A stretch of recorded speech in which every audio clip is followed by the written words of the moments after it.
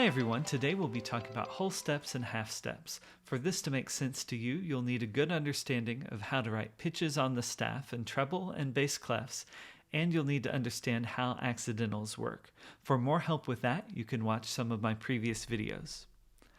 An interval is the distance between two pitches. And we're going to learn about two intervals that are the basic building blocks of music, the half step and the whole step. A half step is the smallest interval that you'll find on a piano keyboard. And in fact, the piano keyboard is made completely of half steps as we move from one key to the next adjacent key. The half step is also the smallest interval that's typically used in Western music. You may have heard of quarter tones, but those are not part of the major-minor tonal system that we're learning about. So the smallest interval that we'll deal with is the half step. A whole step is simply two half steps. So if C to C sharp is a half step and C sharp to D is a half step, then we would know that C to D is a whole step. By the way, there is other terminology for these intervals. In the UK, a half step is called a semitone and the whole step is called a tone, but I'll be using the American terminology. Let's visualize these things on a piano keyboard. When we're talking about half steps, a half step could be moving from a white key to a black key. It could also be moving from a black key to a white key. It could even be moving from a white key to a white key when we're moving between E and F or between B and C. Those are also half steps. A half step is never from a black key to a black key. In this example, G flat to A flat is a whole step. We can see that G natural is in between.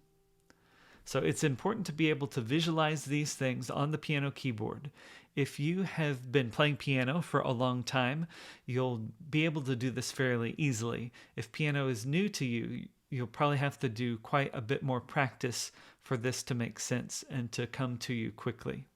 But if we can visualize on the piano keyboard, we can have an easier time of identifying whole steps and half steps on the staff. So we're given a G sharp to an A, and we can see easily that that's a half step. G sharp to A. There's no key between those two. So we'll connect them like this with a point, and we'll write an H for half step. What about F to G? That's a whole step. We'll connect them with this line and write a W. A whole step. We can see that F sharp or G flat in between. What about A flat down to G? That's a half step. See how the piano keyboard helps us visualize this? It makes it a lot easier as we're first learning. Here's E to F sharp. If it was E to F, that would be a half step. So E to F sharp is a whole step. It's really important to play these things. I would encourage you to go to a piano or use a piano app in your phone and play these intervals. Music theory isn't only about what we see on the page, it's also about what we hear. So let's connect what we see with what we hear. That will help a lot. Here's some bass clef examples. D flat to E flat. That's a whole step. Here's a helpful hint about matching accidentals. We see that both those pitches have flats on them. And we can think of the interval as being the same as if those flats weren't there. D to E is pretty easily identifiable as a whole step. So D to E is a whole step. So D flat to E flat must also be a whole step. Moving on, B to C is a half step. F moving down to E flat is a whole step. We can see there's E natural in between. Or here is A sharp to B sharp. Now that seems a little weird to us. B sharp is inharmonic with C, but in this case we have A sharp to B sharp. That's a whole step. We can also think about matching accidentals again. If those sharps weren't there, A to B is a whole step. So A sharp to B sharp is also a whole step. It gets a little more complicated when we're asked to write intervals. We have to think up or down. We might be asked to write a whole step up or a half step down. Sometimes we get used to just thinking ascending intervals, intervals moving up. But when we're asked to write intervals, we might have to think about intervals moving down as well. And we have to think about using a different letter name, that is, using the next adjacent letter name to the pitch that we're given. I'll show you what I mean. We're given an A, and we're asked to write a pitch that is a half step above A. We would rightly think we could have A sharp. And indeed, that is a half step. But in this case, we want to use the letter B instead of A, so we would call it B flat instead of A. Now, you're going to ask, why? Why would we use B flat instead of A sharp? And the answer is, this leads us into being able to write scales. And when we write a major scale, we're not going to have a major scale that has A and A sharp in it, but we would have a major scale that has A and B flat. So it leads us into one of the next things that we're going to learn.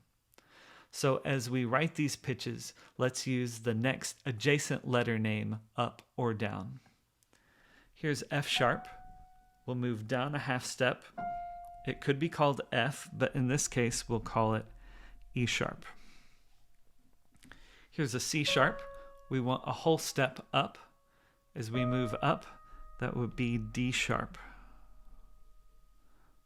Here's a B flat.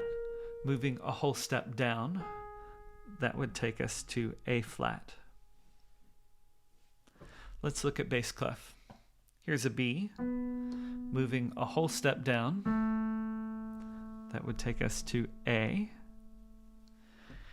Here's a B that's an octave lower, and we want to write a pitch that's a whole step up. B to C is a half step, so B to C sharp would be a whole step. Here's a D sharp, and we want a half step up. That would simply move to E, E natural. Here's a C, we want a half step down. That would move down to B. Let's look at some that are a little bit more challenging. These deal with double sharps and double flats. It's a little more confusing. The principles are exactly the same. Here's C flat in harmonic with B, but it's called C flat. We want a whole step down. It would be in harmonic with A, but we have to call it B something. So I'll write the B on the staff. It's not B, it's not B flat, it's B double flat. Or here is F double sharp, and we're supposed to move up a half step. We have to call it G something, and it would be G sharp. Here is F flat in harmonic with E. We're moving down a half step to E flat.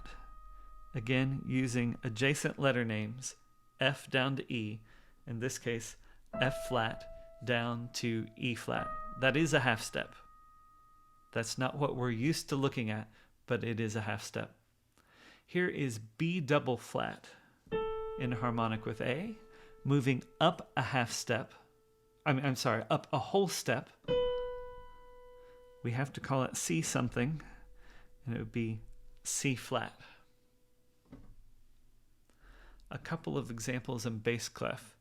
D double sharp, up a half step to, we're not going to call it F, we want the next adjacent letter name. We're not going to skip a letter name, so it would be called E sharp.